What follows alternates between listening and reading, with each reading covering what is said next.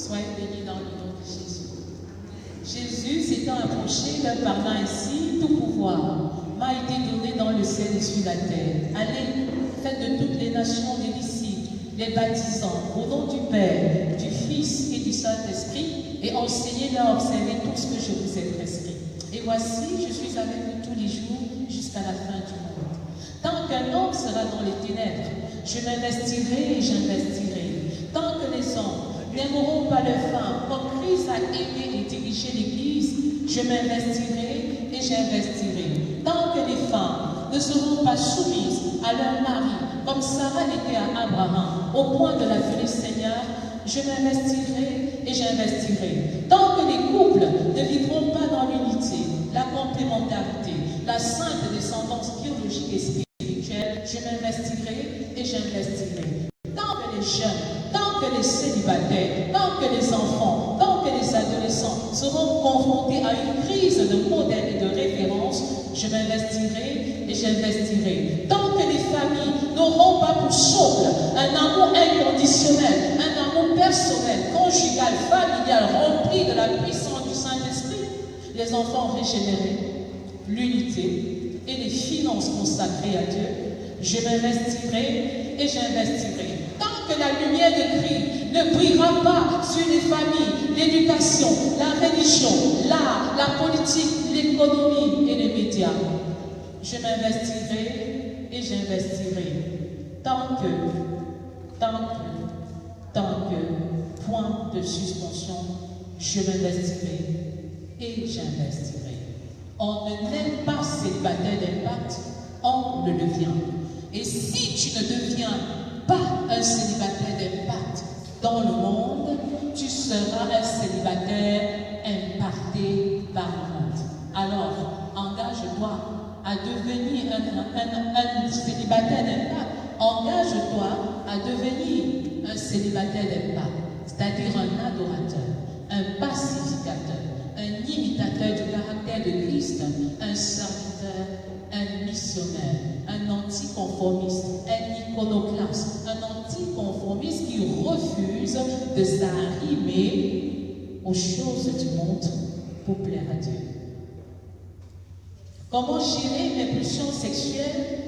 Alors, beaucoup de déviances sexuelles sévissent dans les milieux jeunes. Et on n'en parle pas parce qu'on dit le sexe, c'est le tabou. À la maison, il n'y a pas d'espace pour l'éducation sexuelle. Et donc, les jeunes ne savent évidemment pas à quel sein se vouer. Alors, ils se trouvent dans la masturbation pour satisfaire leur désir sexuel, peut-être à cause de la timidité, ou peut-être parce que l'Église est contre l'intimité sexuelle, des rapports sexuels avant le mariage. Alors, les jeunes se trouvent dans une situation où ils s'auto-octroient des plaisirs par les mains, par les membres, en regardant des films pornographiques, en regardant des séries, etc. Donc la déviance sexuelle est réelle, c'est une réalité dans nos communautés, dans nos églises, dans nos milieux jeunes, dans les milieux jeunes, oui, je vous disais tantôt, sur le campus universitaire et même sur le campus secondaire. Il y a la masturbation, il y a l'homosexualité, il y a le lesbianisme et tout ce que vous pouvez imaginer. Dans nos maisons, c'est l'inceste, c'est parfois le père qui va avec la fille, c'est parfois la fille qui va avec son frère, etc., etc. Donc, nous ne saurons nous taire sur la question de rapport sexuel à l'Église. Il faut en parler pour trouver des éléments de solution. L'apôtre Paul disait tantôt, je traite durement mon corps afin de ne pas pécher contre Dieu. Ça, c'est important. Tu ne dois pas donner à ton corps ce qu'il désire. Si le cerveau est le premier organe sexuel, alors tu peux décider de gérer tes pulsions sexuelles. Être amoureux n'est pas un péché. Être amoureux, c'est excitant. Mais le péché naît du moment où on choisit d'entrer dans la fornication, c'est-à-dire d'entrer dans des rapports sexuels alors qu'on n'est pas encore marié. Lorsqu'on s'initie, lorsqu'on s'implique dans des rapports sexuels avant le mariage, cela signifie qu'on est en train de pratiquer une déviance sexuelle, c'est-à-dire un écart par rapport à la norme, un écart par rapport à ce que Dieu a prévu dès le départ. Parce que le jeune devrait se garder pur. Mais être amoureux n'est pas un péché. Avoir des sentiments, comme les jeunes ont l'habitude de dire, à l'endroit de l'autre, ne constitue pas une désobéissance en soi. Mais le problème naît quand on a mal géré ce sentiment qui monte à l'endroit de l'autre. C'est là où le problème naît. Et le problème peut être à l'endroit de l'autre ou à l'endroit de soi-même. Parce que lorsqu'on se masturbe, on peut utiliser ses doigts pour s'auto-octroyer le plaisir. On pêche contre son propre corps, parce que votre corps ne vous appartient pas. Il est la propriété personnelle du Saint-Esprit. Il est le temple du Saint-Esprit. Il est l'habitation du Saint-Esprit. Quand vous devenez chrétien, vous n'êtes qu'un intendant, quelqu'un qui gère son corps dans le but de rendre compte à Dieu de sa gestion. Est-ce que tu seras un économe fidèle? Luc 12, 42. Parce qu'ayant bien traité ton corps comme Dieu le veut. Le psalmiste pouvait dire, je scelle ta parole dans mon cœur, afin de ne pas pécher contre toi. C'est un indice important. Et si je sais la parole de Dieu dans mon cœur, et Proverbe 4, verset 23 de dire, garde ton cœur plus que toute autre chose, car de là jaillissent les sources de la vie. Alors si je garde mon cœur plus que toute autre chose, si je remplis mon cœur de la parole, si je remplis mon cœur des versets bibliques, je peux me préserver d'un certain nombre de choses en déclarant, en disant ce que j'ai sur le cœur. Donc attention aux déviances sexuelles, attention à l'écart.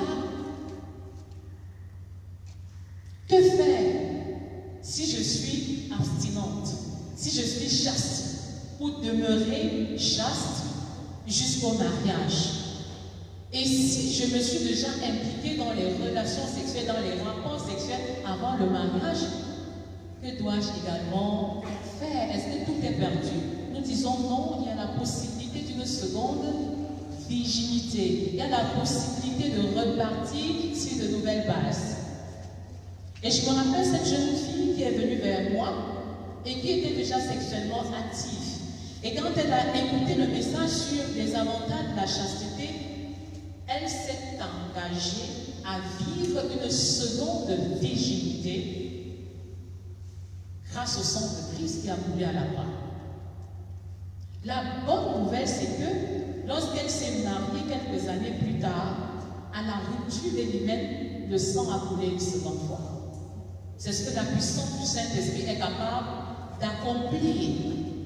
Donc rien n'est perdu, quel que soit le traumatisme sexuel par lequel tu es passé, quel que soit le viol, l'harcèlement sexuel par lequel tu es passé, il est encore possible de repartir à zéro. Il est possible de repartir sur de nouvelles bases.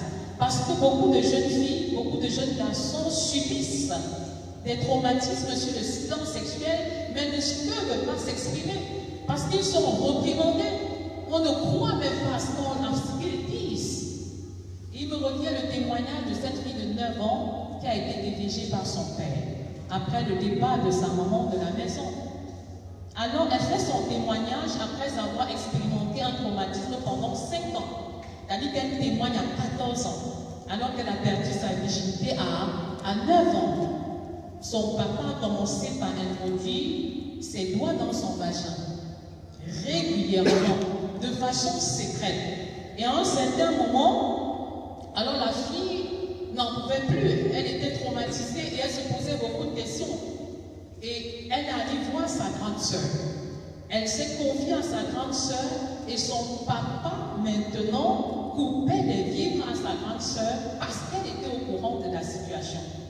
Donc il a fallu très longtemps pour que des personnes en dehors du cercle familial soient au courant de ce qui se passe pour délivrer cette jeune fille d'une situation infernale.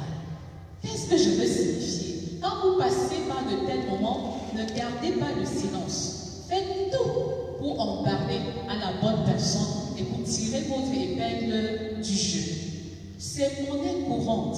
Il y a de cela une semaine, c'est une jeune fille de 18 ans qui m'a rencontrée et il se trouvait que sa grande sœur voulait quitter la maison. Sa grande sœur voulait quitter la maison, mais elle ne pouvait pas dire exactement pourquoi elle voulait quitter la maison. La triste réalité, c'est qu'elle était régulièrement harcelée par ses grands frères qui couchaient régulièrement avec elle en l'absence des parents. Et le drame dans tout ça, c'est que la petite sœur était au courant, mais les parents ne l'étaient pas. Les parents ne l'étaient pas. C'est-à-dire que nos milieux familiaux sont devenus vraiment des centres d'insécurité pour les enfants. Et je peux vous raconter une panoplie d'histoires comme ça, juste pour nous réveiller notre conscience, jeunes, enfants, parents, par rapport à ce qui se passe chez nous. L'année dernière, il y a une jeune fille qui a perdu sa virginité étant en vacances chez ses grands-parents. Et la grand-mère n'était même pas au courant de ce qui se passait. C'est du retour des vacances qu'on a constaté au travers d'une causerie, la fille ne tenait plus de ce qui s'est passé. Et c'était un acte sexuel, cousin et cousine. Et à l'issue de cette relation, il y a une grossesse qui a été consommée. La jeune fille a conçu. Donc nous devons faire énormément attention lorsque nous parlons de gestion des pulsions sexuelles. Je suis amoureux, je suis amoureuse. Il est très important de s'estimer. En tant que jeune, parents, il est important d'écouter nos enfants. Comme je le disais tantôt, nos maisons souffrent d'une carence en vitamine A. La triple A, absence d'affection, absence d'amour, absence d'application de la parole de Dieu. Comment voulez-vous que les enfants dans ce contexte aiment encore leur maison? Comment voulez-vous que les enfants aiment leurs frères? Comment voulez-vous que les enfants aiment leurs sœurs? Que les enfants aiment encore leurs parents? Quand un père peut violer sa propre fille, et qu'à l'issue du viol, la fille est enceinte, qui est le père de l'enfant? Qui est la mère de l'enfant? Comment est-ce qu'on peut dessiner l'arbre généalogique de cette famille? Vous comprenez ce que je suis en train de dire? Il n'y a pas lieu d'être indifférent. Nous devons nous lever pour agir. Nous devons nous lever pour faire quelque chose. Alors, il y a beaucoup de pensées erronées sur la question de sexe. Beaucoup de gens pensent que le sexe c'est l'amour. Non, le sexe n'est pas l'amour. La sexualité n'est pas l'amour. Et le fait d'avoir des rapports sexuels n'ouvre pas la porte à l'intimité sexuelle. Les rapports sexuels ne sont pas la garantie que vous serez heureux et que vous serez comblés sur le plan affectif. Beaucoup de jeunes gens, en fait, au travers des rapports sexuels, veulent combler un vide, qui en fait ne peut être comblé que par la présence de Jésus dans un cœur. Parce que Jésus seul est amour. Jésus seul t'aime d'un amour sans condition. Un homme ne peut pas t'aimer. Une femme ne peut pas t'aimer. Christ seul aime parce qu'il est amour par nature. Et une fois que tu es marié, il peut choisir d'exprimer cet amour-là par ton mari ou par ta femme. Donc arrête de te leurrer. Arrête de te tromper. Parce que tu vas te rendre compte que plus tu passes par des rapports sexuels, plus tu en décides davantage. La bouche qui a pété n'oublie pas la saveur du lait. Et tu as comme l'impression que c'est en multipliant les rapports sexuels que tu vas combler le vide affectif. Non. Plus tu multiplies les rapports sexuels, plus tu t'enfonces dans le gouffre et tu deviens même dépendant.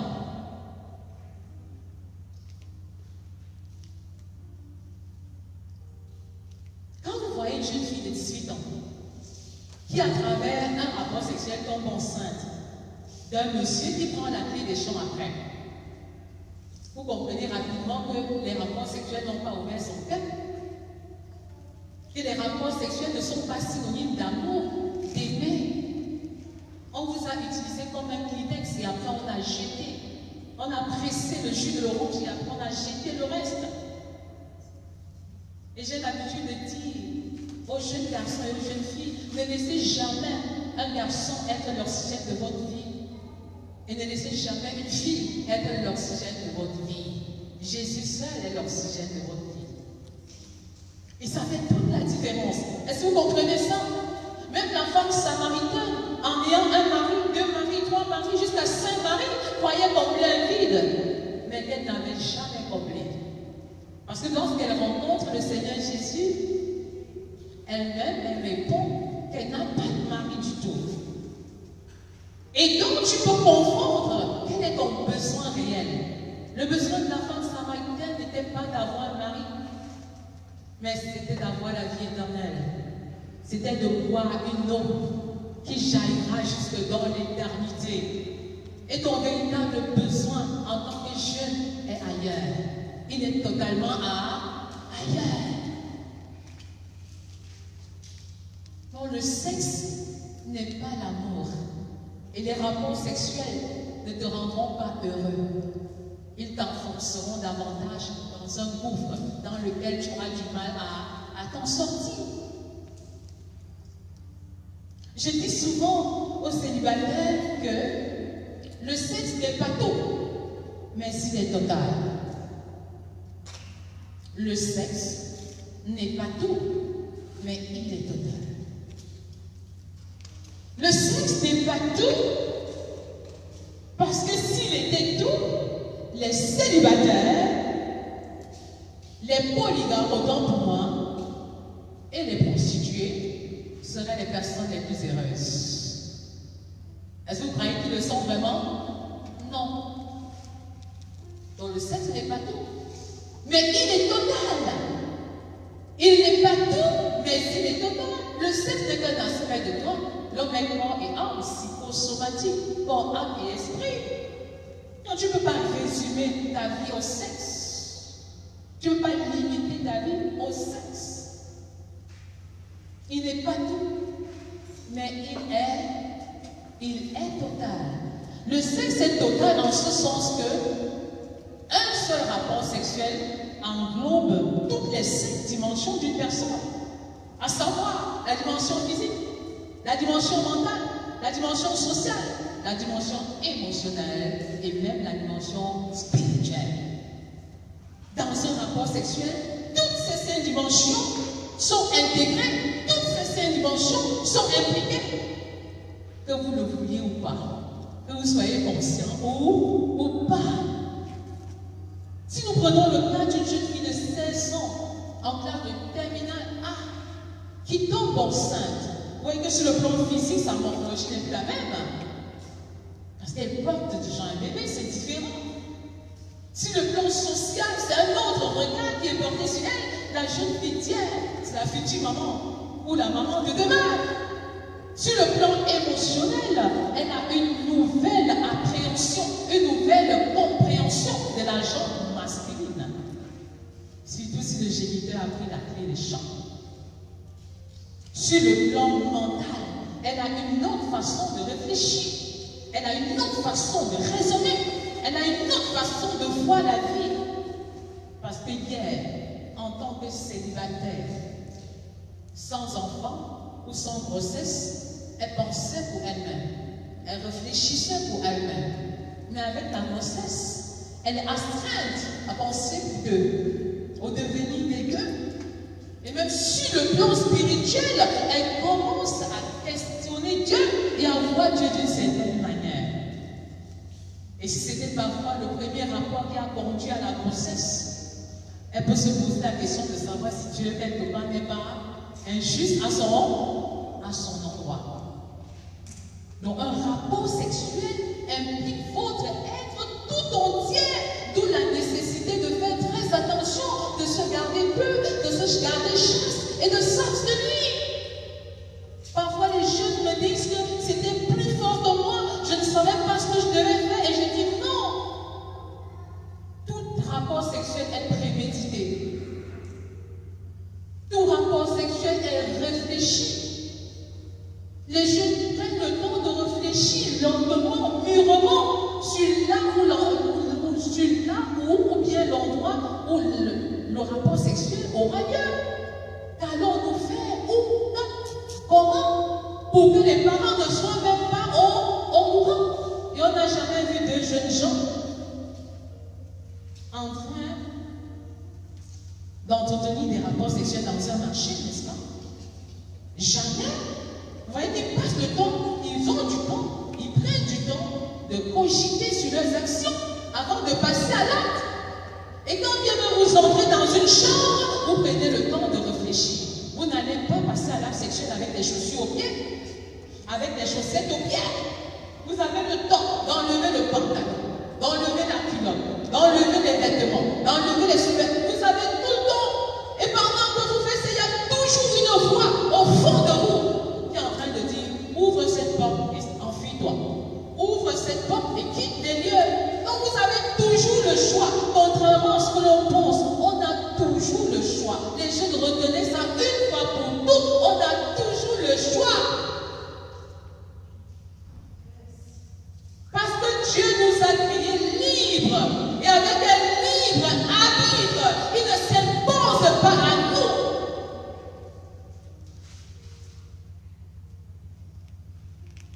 Et tu as encore la possibilité de décider pour ta destinée sexuelle et de changer les choses. Parce que le sexe n'est pas tout, mais il est total. Le sexe ne fait pas de toi une personne équilibrée et encore moins accomplie comme beaucoup le pensent. Non, non. Le sexe ne fera jamais de toi une personne épanouie, une personne équilibrée. Ce qui fait de toi une personne épanouie et équilibrée, c'est travailler à réaliser le plan de Dieu pour ta vie. Jésus est venu, Luc 19, verset 10, chercher et sauver ce qui était perdu. Et dans Jean 17, verset 4, il peut faire le bilan.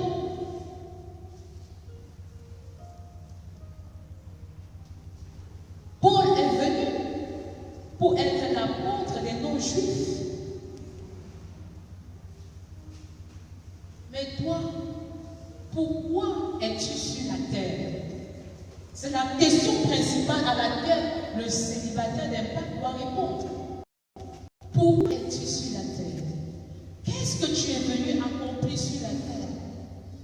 Qu'est-ce que tu es venu réaliser selon la perspective divine? Dieu t'a créé avec des missions particulières. Jérémie 1, verset 5, Jérémie 1, verset 10.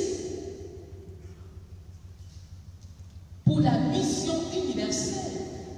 Et c'est l'accomplissement de cette mission qui fera de toi un célibataire heureux, un célibataire épanoui, un célibataire équilibré. Ce n'est pas le rapport sexuel. Ce n'est pas une intimité sexuelle qui fera de toi un célibataire épanoui. C'est une erreur. C'est une grave erreur. Ne vous y trompez plus. La jeunesse est le temps par excellence pour servir le Seigneur. Parce que tu as moins de pression qu'elle est mariée. Mais qu'est-ce que tu fais de tes nuits célibataires? Tu as la possibilité de veiller autant que tu peux. Tu as la possibilité d'organiser autant de nuits de prière que tu peux. Tu as la possibilité d'organiser autant de jeûnes et de prières que tu peux. Tu n'auras de compte à rendre à personne. C'est un temps de préparation, un temps d'édification. C'est un temps où il faut croquer la vie à plein temps, le célibat.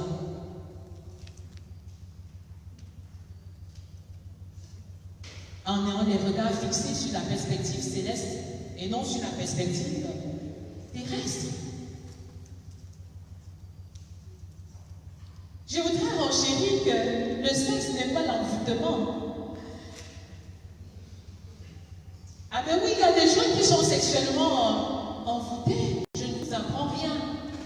C'est-à-dire qu'ils perdent la logique, ils perdent le sens. Il y a beaucoup de jeunes qui expérimentent ça. Vous voyez une jeune fille qui décide à 17 ans de quitter la maison pour aller vivre chez un gars qui n'a que 18 ans. Et les deux ne peuvent même pas se prendre en charge. Quand les parents parlent, elle dit, nous nous aimons.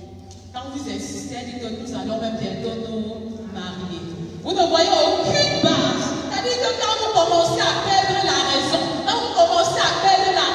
c'est un envoûtement même par l'essence. L'envoûtement par l'essence. Et je l'aime à mourir. Je l'aime à mourir. Je l'aime à mourir. Ah bon? Vraiment? Tu es prêt? Tu es prêt? Tu l'aimes à mourir. Non, c'est juste que tous tes sens ne fonctionnent plus. Tu ne comprends plus rien. Et tu es capable d'acheter le pain en ce moment-là à la pharmacie.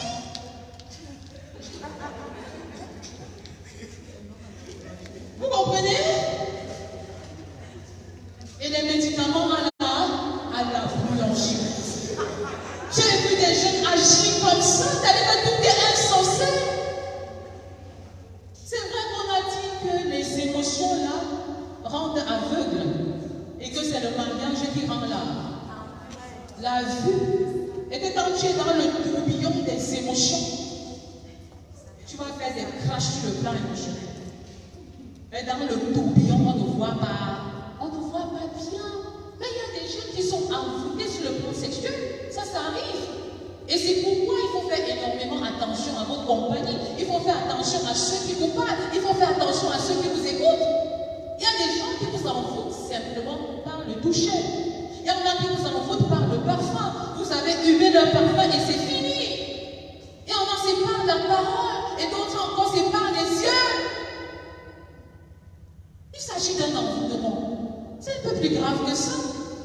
Vous allez voir quelqu'un qui allait à l'école et qui un jour reçoit la visite d'une autre personne qui lui dit mais je vais multiplier ton argent. Et il y croit. Est-ce que l'argent se multiplie comme ça? Il y a eu un envoûtement. Et sur le plan sexuel aussi, ça existe. Donc ne permettez même pas à quelqu'un de vous faire la peau n'importe comment. Du moment où vous avez écouté ces paroles, elles sont suffisantes pour vous envoûter. Elles sont suffisantes pour vous faire perdre le temps. Elles sont suffisantes pour vous faire changer de direction. Et finalement, tu te retrouves dans sa maison. Tu ne sais pas par quelle alchimie. Et c'est quand le charme disparaît, ou alors quand son pouvoir baisse, que tu te poses la question de savoir qu'est-ce que je fais, qu'est-ce que je faisais même ici.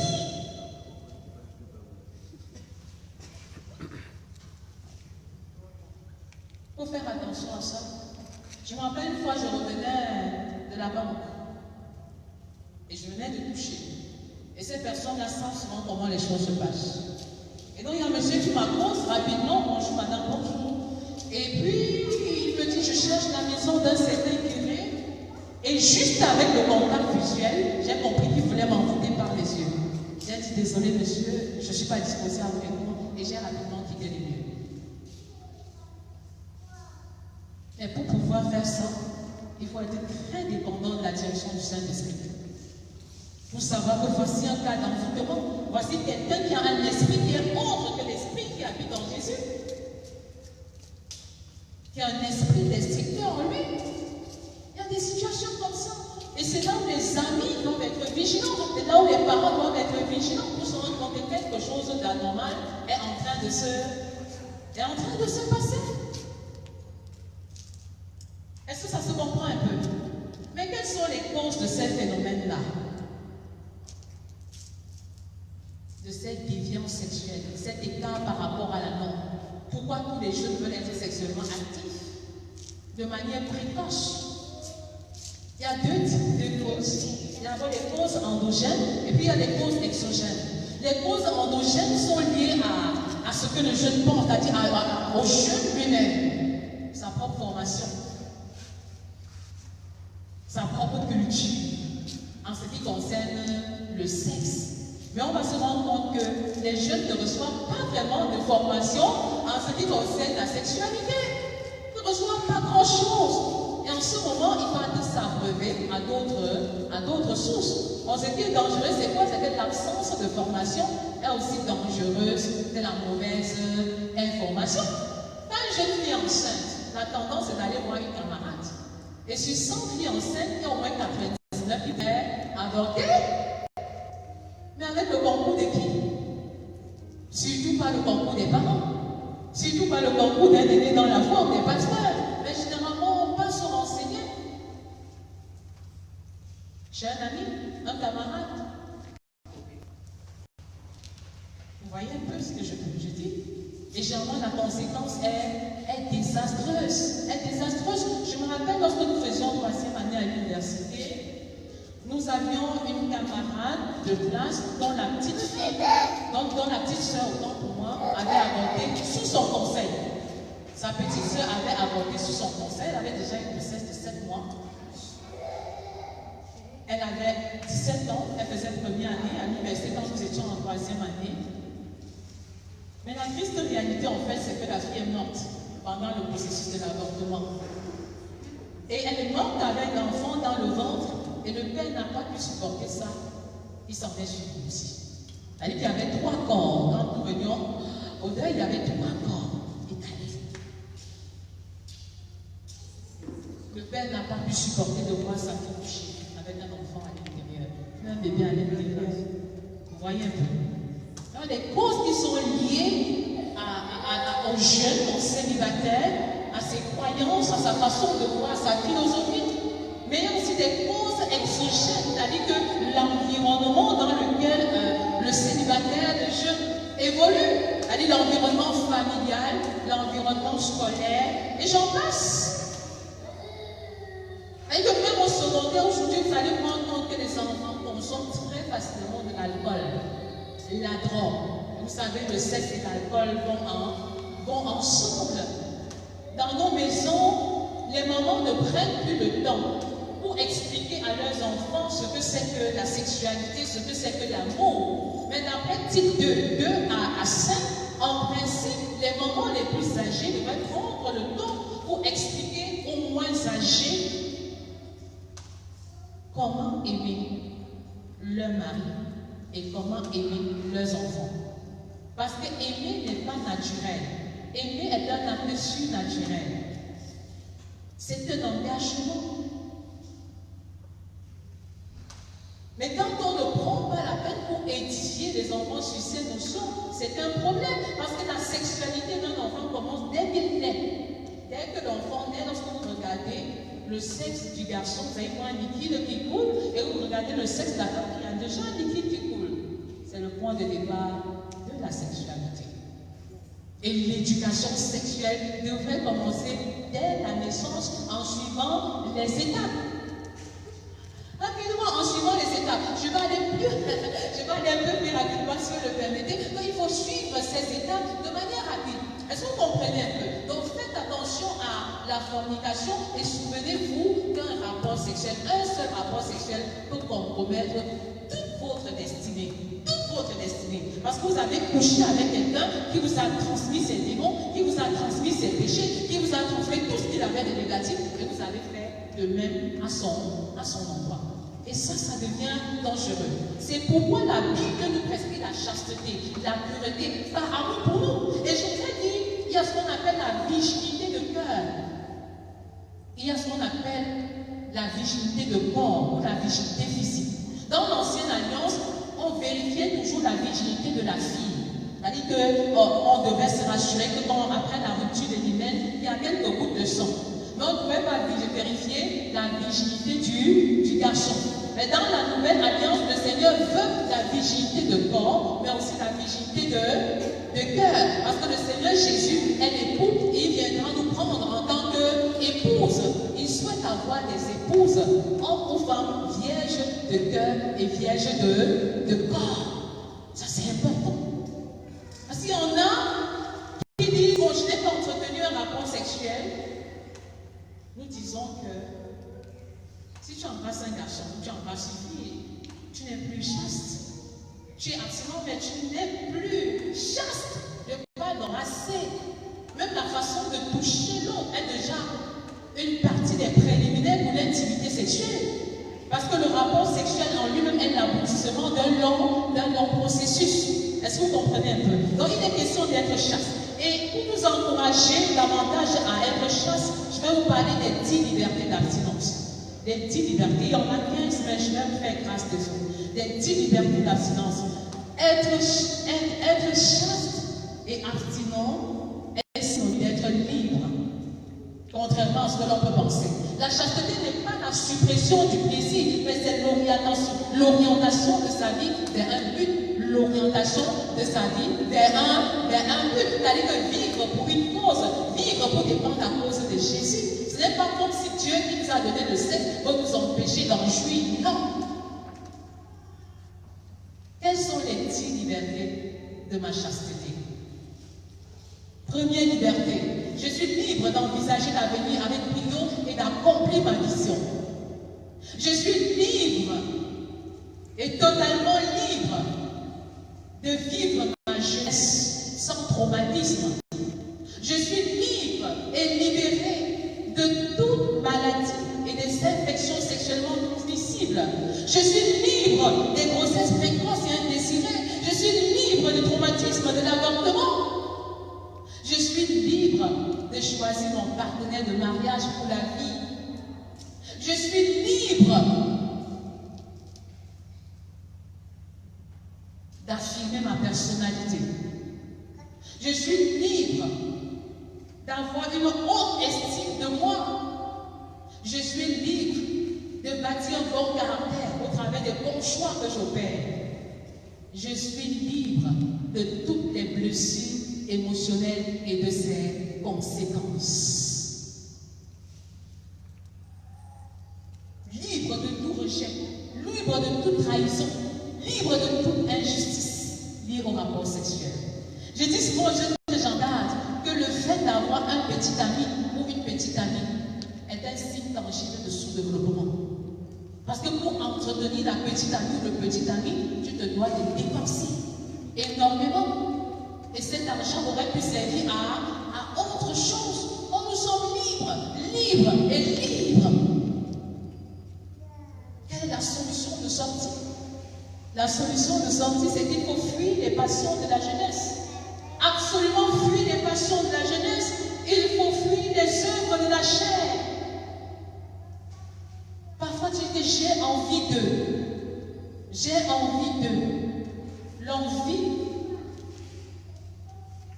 relève du désir de satisfaire ta chair et que ta vie ne soit pas conduite par ta chair, mais par la parole, par Dieu lui-même. Deuxième chose, il faut être focalisé. Vous ne pouvez pas voir un terroriste s'embarrasser dans une relation amoureuse avec une femme. Ça lui perd du temps. Il faut être focalisé, être concentré sur Dieu, sur sa parole, sur l'avenir qu'il faut envisager, sur les problèmes sociaux qu'il faut résoudre. Et tout part de la pensée. C'est pourquoi je dis qu'il faut entretenir la pensée par la parole. Je n'ai pas assez de temps pour citer la parole et de faire abstraction de cet aspect, mais maman pasteur permet que je fasse cette démonstration extraordinaire. Il a été démontré que tout part de la pensée. C'est une démonstration qui a été faite. Suivez mon regard. Tes pensées influencent tes paroles. Tes paroles influencent tes actions. Tes actions influencent tes habitudes. Tes habitudes influencent ton caractère. Ton caractère influence ta destinée. Pensée, parole, action, habitude, caractère, destinée. Tout combat se gagne d'abord dans la pensée. En troisième lieu, il faut soupirer d'être rempli de la puissance du Saint-Esprit. Si vous n'êtes pas rempli de la puissance du Saint-Esprit, il est impossible de vivre votre célibat dans l'abstinence sexuelle, dans la pureté et dans la chasteté. Je vais faire une démonstration. Observez attentivement. Voici un célibataire.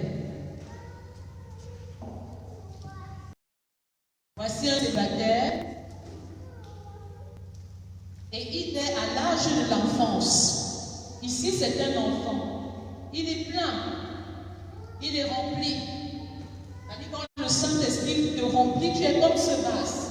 Ne vous enivrez pas de vin, c'est de la démo, soyez au contraire rempli du Saint-Esprit. À l'adolescence, voici un célibataire, enfance, adolescence. Prenons cette double phase pour aller rapidement. J'aurais pu travailler chaque phase individuellement. À cette phase-ci, l'enfant, l'adolescent est rempli. Il est débordé de l'amour de son père, de l'amour de sa mère, il a de bonnes notes en classe.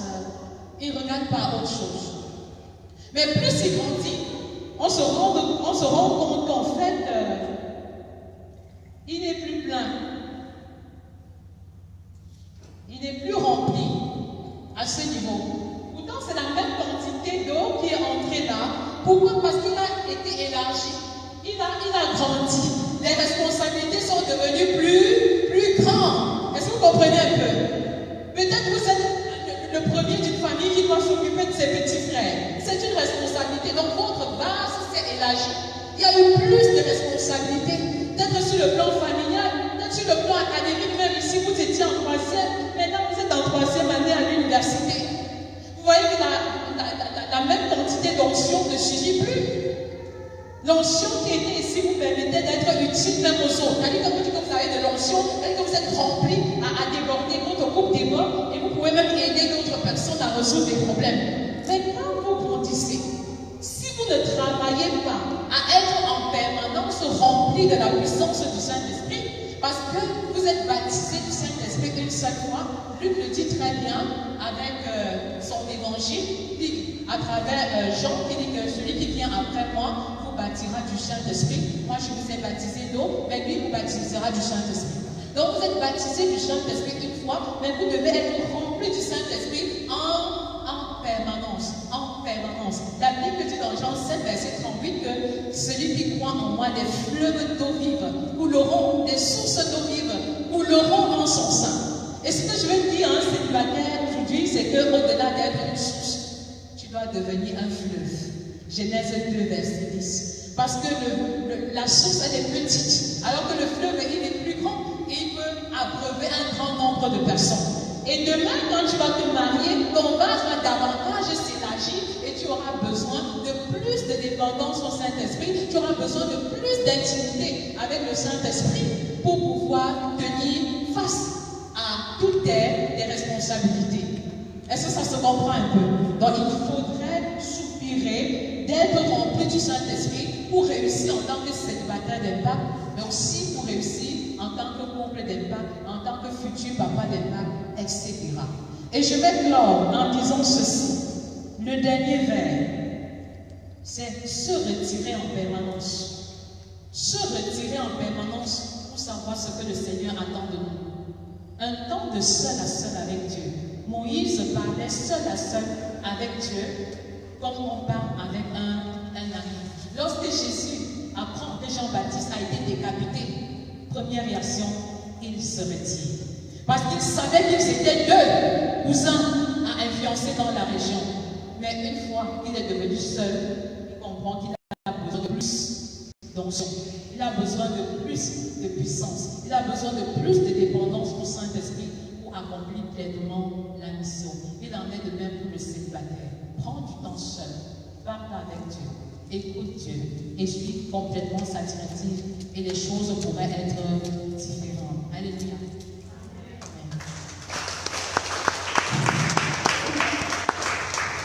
Merci au Seigneur pour cette oratrice qui nous a donné, le docteur Thérèse Naomi, venue de Tian, pour nous encadrer. Elle est fidèle de l'Église évangélique du Cameroun et nous rendons grâce à l'Éternel. Le temps nous presse et notre objectif ce soir, c'était d'écouter davantage les jeunes. Nous ouvrons ici la plage des questions. Est-ce qu'il y en a qui ont des préoccupations liées à l'enseignement? Des questions, nous allons prendre par série de 5 et les écouler progressivement. Vous levez les doigts et vous avancez. Je veux les 5 premières personnes ici. Vous poser les questions, on va enregistrer. Nous rappelons que notre thème ce soir, c'est comment gérer les pulsions et les désirs sexuels pendant le célibat. La première intervention était connaître son corps et comment il fonctionne, quelques erreurs que les jeunes commettent. Et la deuxième intervention, celle du docteur de M. Naomi, a été bâtie autour du thème gestion de la sexualité dans le célibat. Que faire lorsque je ressens des désirs sexuels? Écoutons les questions. Bonsoir. On a tellement parlé du sexe que je me suis posé la question de savoir s'il est possible d'avoir envie de ne plus avoir envie du sexe. Bon, j'ai 3 questions. La grâce de Dieu a voulu que je sois éduqué par plusieurs parents. Ma maman qui m'a éduqué avant ça, une fois je suis allé à la visite et elle m'a parlé de la puberté. Elle m'a dit, mon fils, il y a 2 périodes de la puberté. Bon, j'ai un peu surpris. Elle m'a dit, quand nous sommes jeunes comme lorsque nous sommes maintenant et lorsqu'on vit, bon, je n'avais pas trop de temps pour qu'elle puisse m'expliquer vraiment la deuxième partie de la puberté. Et si les orateurs présents peuvent nous parler aussi de ça, comment ça se passe, cette deuxième puberté. La deuxième, c'est celle de savoir. Quand j'étais en deuxième année, première ou deuxième année, j'étais un peu dérangé par les pulsions et puis je me suis rapproché de ma maman, je lui ai dit que maman, ça ne va pas, ça ne va pas. Elle m'a dit, sois tranquille mon fils, à un moment donné, ça doit passer. Ça doit passer, cette envie est normale et puis au matin, ça doit passer. J'aimerais savoir qu'est-ce que cela passe. Et la troisième question est de savoir, on a parlé ici de la sexualité, puis tout ce qui va avec comment faire pour gérer cette pulsion. Bon, je vais parler des garçons, je ne sais pas comment ça passe chez les femmes. Pour un garçon célibataire qui doit faire l'examen de spermogramme, comment ça se passe pour prélever ces spermatozoïdes?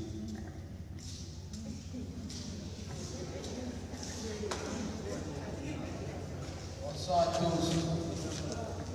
Ma question, ça me laisse vraiment poser une question. Si peut-être j'ai ensemble avec la petite amie aujourd'hui, vous faites le premier rapport, c'est votre première fois. Après une semaine, elle vient déclarer qu'elle est enceinte. Je voulais savoir qui a. Et quand c'est question, on voit que c'est toi le père de l'enfant. Je voulais savoir si c'est possible que tu fais le premier ou avec la femme et après une semaine et tu dis qu'elle est enceinte, que c'est toi.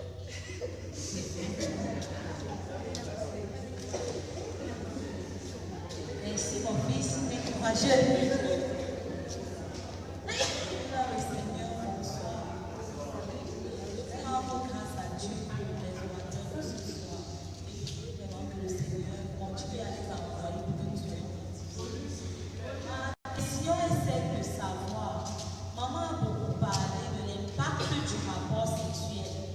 Ce que le rapport sexuel produit lorsqu'il n'est pas dans le mariage. Par exemple, lorsque ton copain et toi, vous entrez dans le rapport, vous faites des rapports sexuels quand vous n'êtes pas mariés. Cela engendre des mauvais esprits, beaucoup de choses. Je me pose cette question. Lorsqu'on finit l'étape de célibat et qu'on va se marier, notre premier rapport dans le mariage, comment est-ce que, pourquoi il n'engendre pas, ou bien est-ce qu'il a aussi, pourquoi il n'a pas d'impact, notre premier rapport dans le mariage? Je ne sais pas si ma question est comprise. Je dis ceci, le premier rapport les rapports sexuels au mariage ont des mauvais impacts sur nos vies. On transmet, maman Naomi a dit que l'un transmet à l'autre ce qu'il a. Et beaucoup plus elle parlait des choses négatives, on transmet des choses négatives. Maintenant, je veux savoir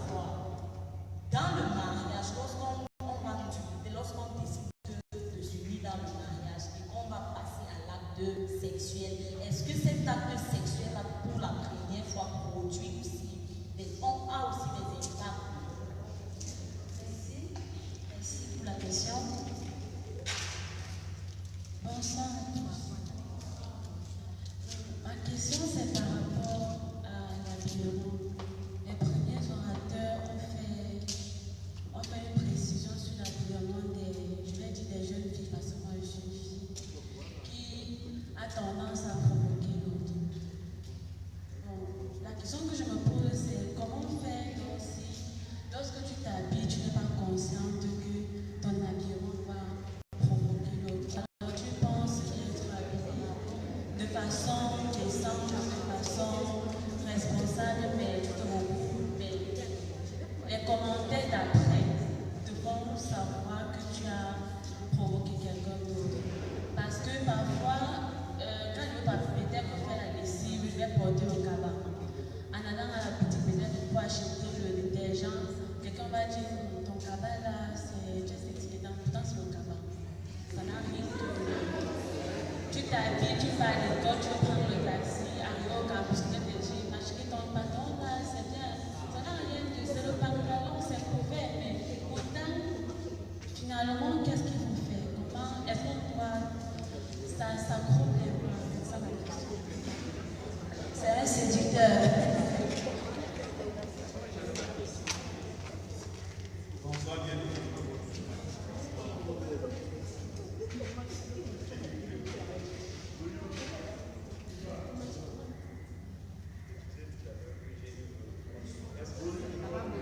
Jeunes peuvent danser le blues comme le micro.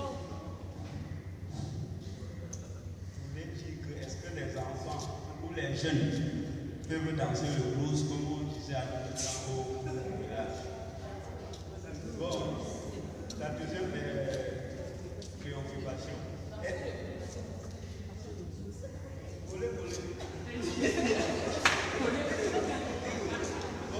Deuxième question,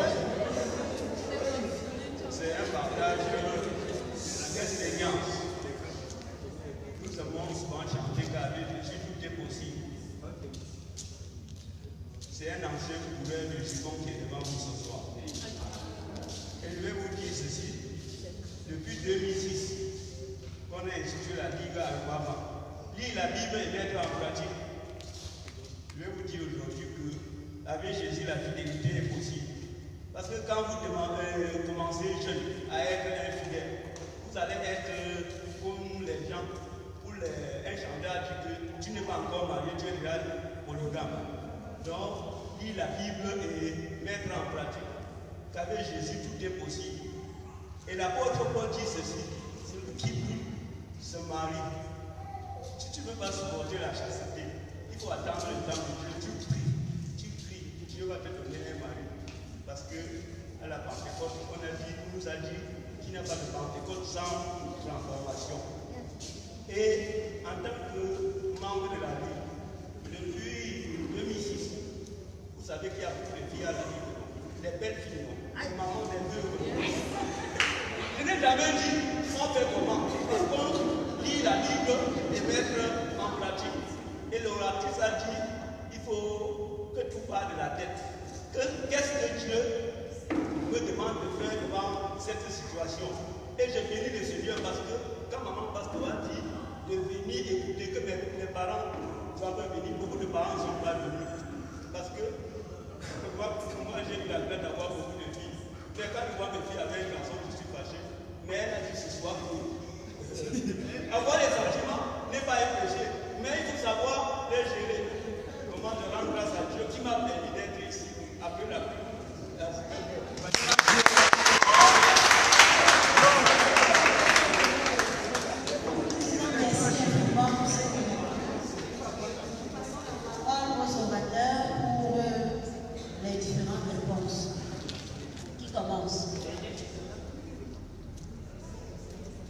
La première question concerne la deuxième partie de la puberté, la deuxième phase de la puberté. Sa maman qui lui a dit que la puberté se manifeste en deux phases, quand on est petit et pendant la vieillesse. Et il veut savoir comment cette puberté de la vieillesse se manifeste. Je ne sais pas si les orateurs peuvent accorder les droits de réponse. Ou alors dans la salle, il y a un papa qui expérimente déjà la deuxième phase de la puberté pour vous expliquer comment ça se fait.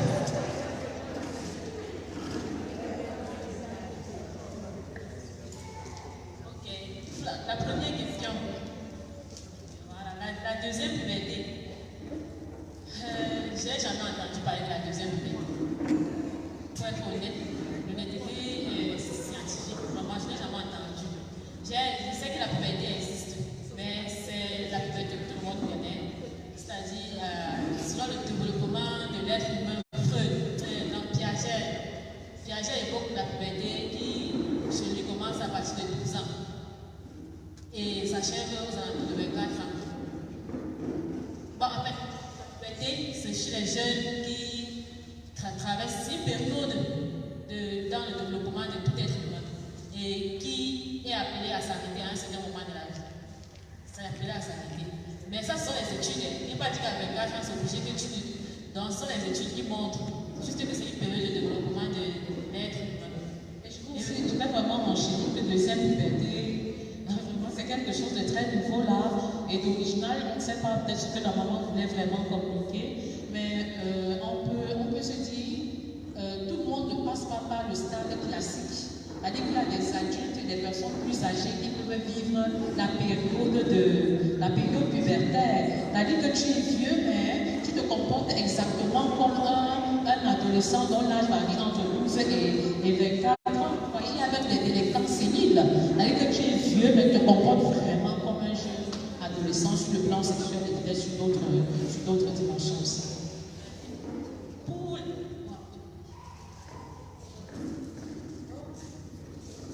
C'était pour attirer l'attention des parents. Vous voyez qu'il est important de se former. Il est incontournable aujourd'hui de se faire former parce qu'on a parfois des questions qui nous viennent des enfants et qui nous embarrassent. Et je suis surprise, moi aujourd'hui, d'entendre parler d'une deuxième puberté.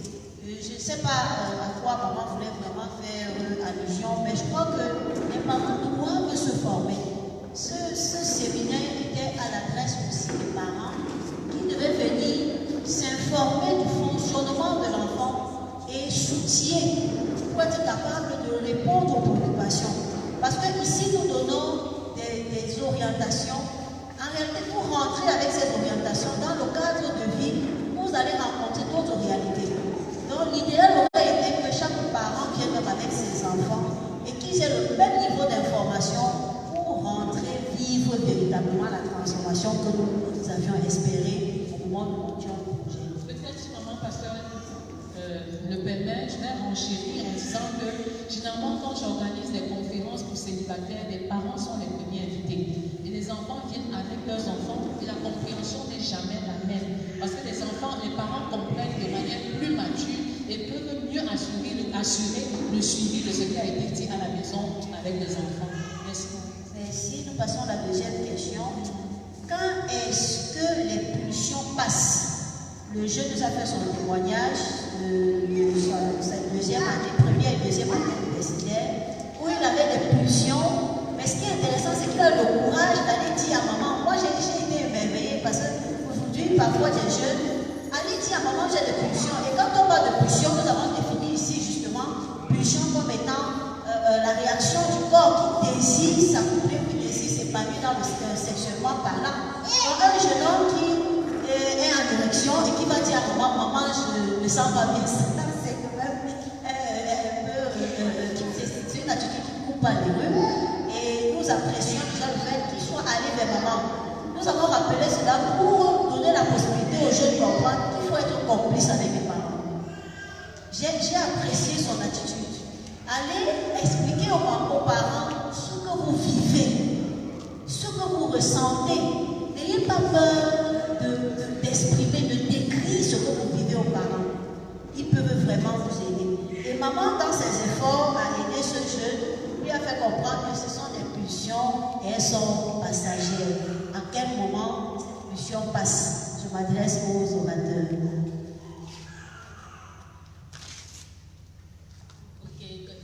Expliqué tout à l'heure en disant que les pulsions sont les hormones qui s'expriment. Lorsqu'on ressent des pulsions, ça veut dire que les hormones sont en train d'être sécrétées. Et à un certain moment de la vie, chez la femme, ces hormones, c'est-à-dire le cycle menstruel change chez la femme. Il y a la femme qui entre en ménopause. Et lorsque tu es à ménopause, lorsque la femme est à ménopause, elle ne sécrète plus les mêmes quantités d'hormones sexuelles. Du coup, le désir sexuel diminue. Ce n'est pas que ça baisse, que ça finit, que ça diminue. Elle ne sent plus l'envie d'aller vers l'homme. Mais c'est pas petit qu'elle va priver son mari. Elle va continuer, mais le désir n'est plus au même pic. Le pic n'est plus vraiment élevé. Et chez l'homme produit la testostérone tout au long de sa vie et l'homme est toujours excité à tout moment. S'il voit et ses sens lui transmettent toujours les informations, il sera toujours excité, ça ne va pas baisser. Donc ça ne baisse pas. Mais maintenant, il y a les situations de la vie que nous traversons. Nous pouvons traverser des situations de traumatisme de la vie, des traumatismes psychologiques, psychiques, qui viennent influencer ces pulsions-là. Nous avons expliqué cela. Par exemple, le deuil d'un héritier. Lorsque nous passons cette période de deuil, nous n'avons plus envie ce désir sexuel la baisse. Ça baisse parce que nous ne sommes pas disposés à pouvoir sécréter ces hormones à cause de la situation que nous traversons en ce moment. Donc, il y a les situations de la vie qui fait assez de secousses. Mais sinon, c'est là. Ça ne doit pas. Quand tu es normalement constitué, que tu es en santé, tu es appelé à produire ces hormones qui vont toujours exciter à ces désirs. Peut-être ajouter quelque chose en disant que les jeunes ne doivent pas attendre la période de la ménopause. C'est-à-dire qu'il est en train de parler d'un état de jeunesse, d'un état de puberté. Et je dis, tu peux dominer ton corps comme l'apôtre Paul. Tu le tiens assujetti et tu ne lui donnes pas nécessairement ce qu'il te demande. J'ai l'habitude de dire aux garçons de fonder le bois, mettez l'eau sur vous, chanter, danser, soyez utiles, faites sortir ce trop-plein d'énergie-là, c'est très important. Si vous avez aimé cette vidéo, alors abonnez-vous, activez la cloche de notification, laissez un commentaire, partagez pour restaurer une vie, une famille dans le but d'impacter une nation, le monde entier. Soyez bénis.